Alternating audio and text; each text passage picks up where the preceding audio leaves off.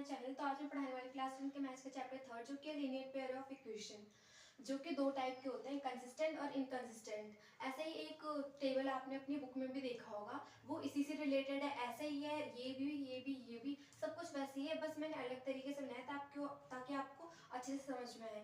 तो कंसिस्टेंट के भी दो टाइप होते हैं, यूनिक सॉल्यूशन और इनफिनाइट सॉल्यूशन।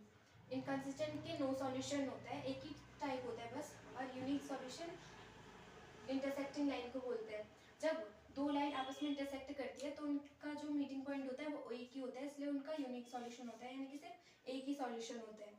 और इनफिनाइट सॉल्यूशन, जब दो लाइन कंसिस्टेंट होती है, यानी कि जब एक के ऊपर एक लाइन होती है तो वो यहाँ पे भी बहुत सारी पॉइंटों में जो है मिल रही होती है, तो इसलिए वो इनफिनाइट सॉल्यूशन होता है इनका। और इंटरसेक्टिंग लाइन तब होता है जब किसी दो इक्वेशन की a1/a2 does not equal to b1/b2 होगा। तो यानी कि जनरल फॉर्म जो होती है उसके हिसाब से बता रही हूँ कि a1/a2 does not equal to b1/b2 होता होगा। और कंसिस्टेंट तब होगा जब a1/a2 equal to b1/b2 equal to c1/c2 होगा। और नो सॉल्यूशन पैरेलल लाइंस को बोलते हैं जब दो लाइन पैरेलल होती है, यानी कि जिनकी एंडिंग पॉइंट चाहे वो उसे कितना भी बढ़ा लो वो कभी नहीं मिलेगी आपस में, तो उसे पैरेलल लाइंस कहते हैं। और वो पैरेलल लाइन जब दो इक्वेशन से जो दो पैरेलल लाइन बनती है तो वो जब कभी नहीं मिलती तो उनके नो सॉल्यूशन होते हैं।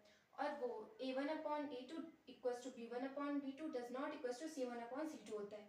तो ऐसी और टेबल और जानकारी जानने के लिए फॉलो और लाइक सब्सक्राइब जरूर करना। बाय।